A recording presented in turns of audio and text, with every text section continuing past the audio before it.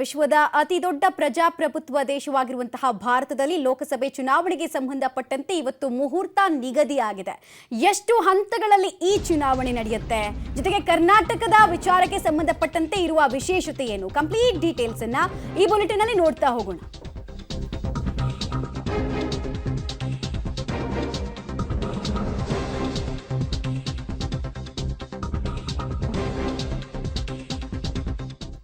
ಇಡೀ ವಿಶ್ವವೇ ಬೆರಗುಗಣ್ಣಿನಿಂದ ಕಾಯ್ತಾ ಇರುವಂತಹ ಭಾರತದ ಲೋಕಸಭೆ ಎಲೆಕ್ಷನ್ಗೆ ಸಂಬಂಧಪಟ್ಟಂತೆ ದಿನಾಂಕ ನಿಖಿಯಾಗಿದೆ. ಲೋಕಸಭೆ 7 ಹಂತಗಳಲ್ಲಿ ನಡೆಯಲಿದೆ ಅನ್ನೋದು ಗೊತ್ತಾಗ್ತಾ ಇದೆ. ಮತದಾನ 7 ಫೇಸ್ಗಳಲ್ಲಿ ಆಗುತ್ತೆ. ಏಪ್ರಿಲ್ 19ಕ್ಕೆ ಮೊದಲ ಹಂತದ ಚುನಾವಣೆ ದೇಶದಲ್ಲಿ ನಡೆಯಲಿದೆ. ಅದು ಕೂಡ 102 ಸೀಟ್ಗಳಿಗೆ ಸಂಬಂಧಪಟ್ಟಂತೆ ಮೊದಲ ಹಂತದ ಚುನಾವಣೆ ನಡೆದ್ರೆ ರಾಷ್ಟ್ರವ್ಯಾಪಿ ನಡೆದಂತಹ ಚುನಾವಣೆಯ ಫಲಿತಾಂಶ ಪ್ರಕಟಗೊಳ್ಳೋದು ಜೂನ್ 4ಕ್ಕೆ ಅನ್ನೋದನ್ನ ಕೂಡ ಇವತ್ತು ಚುನಾವಣಾ ಆಯೋಗ ತಿಳಿಸಿದೆ. ಆ ಮೂಲಕ ದೀರ್ಘಕಾಲದಿಂದ ಕಾಯ್ತಾ ಇದ್ದಂತಹ ಜನರ ಕುತೂಹಲ ಈ ಮೂಲಕ ತಣಿಸೋ ಪ್ರಯತ್ನ ಕೂಡ ಆಗಿದೆ. ಲಾಸ್ಟ್ ಟೈಮ್ 2019ರ ಚುನಾವಣೆಯಲ್ಲೂ ಕೂಡ 7 ಹಂತಗಳಲ್ಲಿ ಲೋಕಸಭೆ ಚುನಾವಣೆ ನಡೆದಿತ್ತು.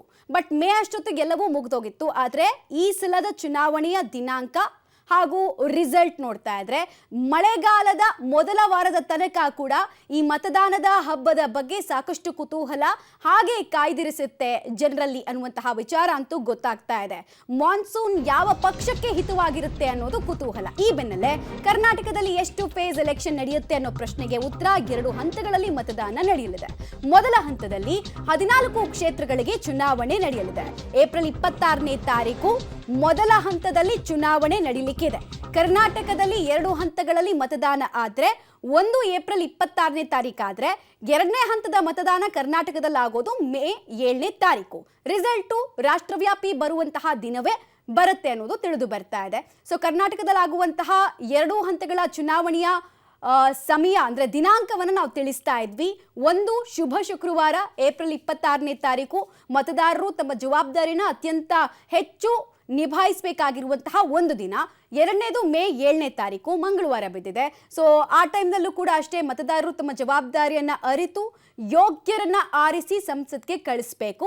ಸೊ ಯಾವ ರೀತಿ ಮಾಡ್ತಾರೆ, ಯಾವ ಕ್ಷೇತ್ರದಲ್ಲಿ ಹೆಚ್ಚು ವೋಟಿಂಗ್ ಆಗುತ್ತೆ ಮತ್ತೆ ಯಾವ ಕ್ಷೇತ್ರದಲ್ಲಿ ಲೋಯೆಸ್ಟ್ ವೋಟಿಂಗ್ ಆಗುತ್ತೆ ಅನ್ನೋದು ಈ 2 ದಿನದಲ್ಲಿ ಗೊತ್ತಾಗ್ಬಿಡುತ್ತೆ. ಅಂದ್ರೆ ಯಾರ ಹಣೆ ಬರಹ ಹೇಗೆ, ಮುಂದಿನ 5 ವರ್ಷಗಳ ಕಾಲ ಕರ್ನಾಟಕದ ಜನ ಯಾರನ್ನ ದೆಹಲಿಯ ಸಿಂಹಾಸನದಲ್ಲಿ ನೋಡೋದಕ್ಕೆ ಬಯಸ್ತಾ ಇದ್ದಾರೆ, ಎಷ್ಟು ಜನ ಸಂಸದರನ್ನ ಕಳಿಸ್ತಾರೆ, ದೆಹಲಿಯ ಗದ್ದುಗೆ ಯಾರ ಪಾಲಾಗತ್ತೆ, ಯಾವ ಪಕ್ಷಕ್ಕೆ ಜಯ ಸಿಗುತ್ತೆ, ಈ ಪ್ರಶ್ನೆಗಳಿಗೆ ಉತ್ತರ ಸಿಕ್ಬಿಡುತ್ತೆ ಜೂನ್ 4ನೇ ತಾರೀಕು. ಸೊ ಈಗಾಗಲೇ ನಾನು ಹೇಳಿದಾಗೆ 2ನೇ ಹಂತದಲ್ಲಿ ನಮ್ಮ ಕರ್ನಾಟಕದ ಮೊದಲ ಹಂತ ನಡೆಯೋದು, ಅಂದರೆ ಇಡೀ ದೇಶದಲ್ಲಿ 2ನೇ ಹಂತದ ಚುನಾವಣೆ ನಡೆಯುತ್ತಲ್ಲ, ಆ ಟೈಮ್ನಲ್ಲಿ ಮೊದಲ ಹಂತದ ಚುನಾವಣೆ ಕರ್ನಾಟಕದಲ್ಲಾಗುತ್ತೆ. 2ನೇ ಹಂತದಲ್ಲಿ ಇಡೀ ದೇಶದಲ್ಲಿ 13 ರಾಜ್ಯದ 59 ಕ್ಷೇತ್ರಗಳ ಪೈಕಿ ನಮ್ಮ ಕರ್ನಾಟಕದ 14 ಕ್ಷೇತ್ರ ಕೂಡ ಒಳಗೊಂಡಿರುತ್ತೆ ಅನ್ನೋದು ಈ ಮೂಲಕ ಸ್ಪಷ್ಟವಾಗಿ ಗೊತ್ತಾಗ್ತಾ ಇದೆ. ಈಗಾಗಲೇ ರಾಜಕೀಯ ಕಾವು ರಾಜ್ಯದಲ್ಲಿ ಯಾವ ರೀತಿ ಕಾವೇರಿದೆ ಅನ್ನೋದನ್ನ ನೀವು ನೋಡ್ತಾ ಇದ್ರಿ. ಸೊ 2 ಡೇಟ್ಸ್ಗಳನ್ನ ಮಾರ್ಕ್ ಮಾಡ್ಕೊಳ್ಳಿ, ಒಂದು ಏಪ್ರಿಲ್ 26, ಇನ್ನೊಂದು ಮೇ 7ನೇ ತಾರೀಕು. ಇನ್ನು ಮೊದಲ ಹಂತದ ಚುನಾವಣೆ ಬಗ್ಗೆ ನಿರೀಕ್ಷೆಯ ಭಾರ ಸಾಕಷ್ಟು ಇದೆ.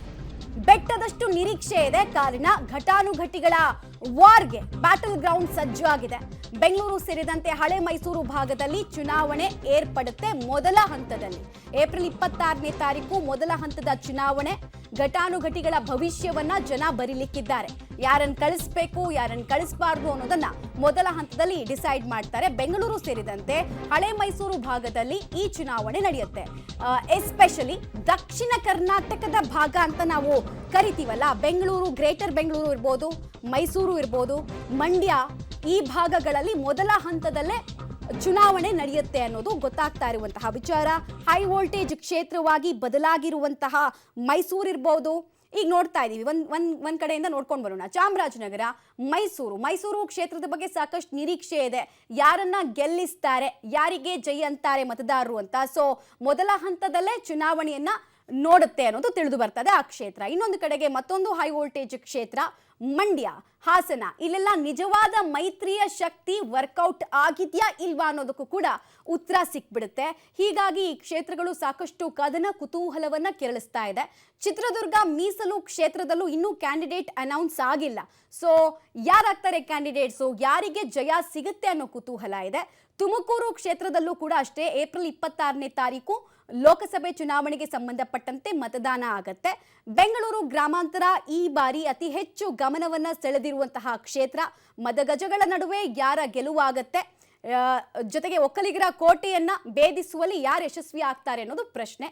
ಬೆಂಗಳೂರು ಉತ್ತರ ಕೂಡ ಅಗೇನ್ ಬಿಗ್ ಫೈಟ್ ಇರುವಂತಹ ಕ್ಷೇತ್ರ ಆಗ್ತಾ ಇದೆ. ಸತತವಾಗಿ ಬಿಜೆಪಿಯ ತೆಕ್ಕೆಯಲ್ಲಿರುವಂತಹ ಕ್ಷೇತ್ರ.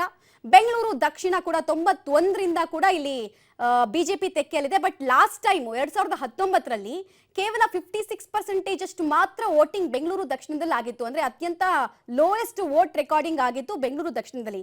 ಈ ಸಲ ಕಳಂಕದಿಂದ ಹೊರಬರ್ತಾರಾ ಬೆಂಗಳೂರು ದಕ್ಷಿಣ ಭಾಗದ ಮತದಾರರು ಅನ್ನೋದನ್ನ ನೋಡ್ಬೇಕಾಗತ್ತೆ. ಇನ್ನೊಂದು ಕಡೆಗೆ ಕೋಲಾರ ಮೀಸಲು ಕ್ಷೇತ್ರದ ಬಗ್ಗೆ ಕೂಡ ಅಷ್ಟೇ ಕುತೂಹಲ ಇದೆ. ಮೈತ್ರಿಯ ಶಕ್ತಿ ಯಾವ ರೀತಿ ವರ್ಕೌಟ್ ಆಗಿದೆ ಇಲ್ಲಿ, ಮತ್ತೆ ಕಾಂಗ್ರೆಸ್ನ ಕತೆ ಏನಾಗುತ್ತೆ ಇಲ್ಲಿ ಅನ್ನುವಂತಹ ಕುತೂಹಲ. ಮೊದಲ ಹಂತದಲ್ಲೇ ಚುನಾವಣೆ ಕೋಲಾರ ಕ್ಷೇತ್ರಕ್ಕೂ ಸಂಬಂಧಪಟ್ಟಂತೆ ನಡೀಲಿಕ್ಕಿದೆ. ಚಿಕ್ಕಬಳ್ಳಾಪುರದಲ್ಲೂ ಈಗಾಗಲೇ ಕ್ಯಾಂಡಿಡೇಟ್ ವಾರ್ಗೆ ಸಂಬಂಧಪಟ್ಟಂತೆ ಹೇಗೆ ರಾಜಕೀಯ ನಡೀತಾ ಇದೆ ಅನ್ನೋದನ್ನ ನೋಡ್ತಾ ಇದ್ವಿ. ಸೊ ಹೈ ವೋಲ್ಟೇಜ್ ಕ್ಷೇತ್ರವಾಗಿರುವಂತಹ ಅನೇಕ ಲೋಕಸಭೆ ಕಾನ್ಸ್ಟಿಟ್ಯೂಯೆನ್ಸಿಗಳಿಗೆ ಫಸ್ಟ್ ಫೇಸ್ನಲ್ಲೇ ವೋಟಿಂಗ್ ಆಗುತ್ತೆ. ಇನ್ನೊಂದು ಕಡೆಗೆ ದಕ್ಷಿಣ ಕನ್ನಡ ಫ್ರೆಶ್ ಕ್ಯಾಂಡಿಡೇಟ್ ಅನ್ನ ಬಿಜೆಪಿ ಹಾಕಿದೆ. ಬಟ್ ಇಲ್ಲಿ ಬಂಟ ಬಿಲ್ಲವ ಕಾಂಬಿನೇಷನ್ ಅನ್ನ ಕಾಂಗ್ರೆಸ್ ಟ್ರೈ ಮಾಡ್ತಿದೆ. ಯಾರಿಗೆ ಮಣೆ ಹಾಕ್ತಾರೆ ಅನ್ನೋದು ಕುತೂಹಲ. ಮತ್ತೊಂದು ಕ್ಷೇತ್ರ ಉಡುಪಿ ಚಿಕ್ಕಮಗಳೂರು. ಎರಡೂ ಭಾಗದ ಅಂದ್ರೆ ಕಾಂಗ್ರೆಸ್ನ ಸಂಭವ್ಯ ಅಭ್ಯರ್ಥಿ ಬಗ್ಗೆನೂ ಅಸಮಾಧಾನ, ಈಗ ಬಿಜೆಪಿ ಫೀಲ್ಡ್ ಮಾಡಿರುವಂತಹ ಅಭ್ಯರ್ಥಿ ಬಗ್ಗೆನೂ ಅಸಮಾಧಾನ. ಸೊ ಯಾರಿಗೆ ಮತದಾರರು ಏನ್ ಡಿಸೈಡ್ ಮಾಡ್ತಾರೆ ಅನ್ನೋದು ಏಪ್ರಿಲ್ 26ನೇ ತಾರೀಕು ಗೊತ್ತಾಗುತ್ತೆ. ಚಾಮರಾಜನಗರ, ಮೈಸೂರು ಅತ್ಯಂತ ಹೆಚ್ಚು ಕದನ ಕುತೂಹಲವನ್ನ ಕೆರಳಿಸಿರುವಂತಹ ಕ್ಷೇತ್ರ. 12 ಸಲ ಇಲ್ಲಿ ತನಕ ಕಾಂಗ್ರೆಸ್ ಗೆದ್ದಿದೆ, 4 ಸಲ ಮಾತ್ರ ಬಿಜೆಪಿ ಗೆದ್ದಿರೋದು. ಸೊ ಈ ಸಲ ಏನು ಡಿಸೈಡ್ ಮಾಡ್ತಾರೆ ವೋಟರ್ಸ್ ಅನ್ನೋದು ಕುತೂಹಲ. ಮಂಡ್ಯ ಕೂಡ ಹಾಗೇನೆ. ನಿನ್ನೆ ಅಷ್ಟೇ ಕುಮಾರಸ್ವಾಮಿ ಅವರು ಹೇಳ್ತಾ ಇದ್ರು ಮಾರ್ಚ್ 25ನೇ ತಾರೀಕು ನಮ್ಮ ಸ್ಪರ್ಧೆ ಬಗ್ಗೆ ಉತ್ತರ ಕೊಡ್ತೀವಿ, ಅಭ್ಯರ್ಥಿ ಯಾರಾಗ್ತಾರೆ ಅಂತ. ಸೊ ಕಾಂಗ್ರೆಸ್ ತೆಕ್ಕೆಗೆ ಹೋಗುತ್ತಾ ಕ್ಷೇತ್ರ ಅಥವಾ ಮೈತ್ರಿ ಅಭ್ಯರ್ಥಿಗಳ ಗೆಲುವಾಗುತ್ತಾ ಅನ್ನೋ ಪ್ರಶ್ನೆ ಕೂಡ ಇದೆ. ಬೆಂಗಳೂರು ಗ್ರಾಮಾಂತರದಲ್ಲೂ 40 ವರ್ಷಗಳ ಜಿದ್ದಾಜಿದ್ದಿನ ರಾಜಕಾರಣ ಮತ್ತೊಂದು ಸಲ ನೋಡೋದಕ್ಕೆ ಜನಕ್ಕೆ ಸಿಗ್ತಾ ಇದೆ. ಬಟ್ ಜನ ಯಾರನ್ನ ತೀರ್ಮಾನಿಸ್ತಾರೆ, ಯಾರು ಅವ್ರ ಪ್ರಕಾರ ಅರ್ಹರೋ ಅವ್ರನ್ನ ಕಳಿಸ್ತಾರೆ, ನೋಡ್ಬೇಕಾಗತ್ತೆ. ಸೊ ಏಪ್ರಿಲ್ 26ಕ್ಕೆ ಮತದಾನಕ್ಕೆ ಹೋಗುವಂತಹ ಕ್ಷೇತ್ರಗಳ ಸದ್ಯದ ಟ್ರೆಂಡ್ ಏನ್ ಹೇಳ್ತಾ ಇದೆ ಅನ್ನೋದ್ರ ಡೀಟೇಲ್ಸ್ ಜೊತೆಗೆ ಹಿಸ್ಟ್ರಿ ಏನ್ ಹೇಳ್ತಾ ಇದೆ ಅನ್ನೋದನ್ನ ಕೂಡ ತಿಳಿಸ್ತಾ ಇದೆ. ದಕ್ಷಿಣ ಕನ್ನಡ ಅಂತೂ ಕಾಂಗ್ರೆಸ್ ಪಾಲಿಗೆ ಕಬ್ಬಿಣದ ಕಡಲೆ ಆಗಿತ್ತು. ಈ ಸಲ ಅಟ್ಲೀಸ್ಟ್ ಅದರಿಂದ ಆಚೆ ಬರುತ್ತಾ ನೋಡ್ಬೇಕು.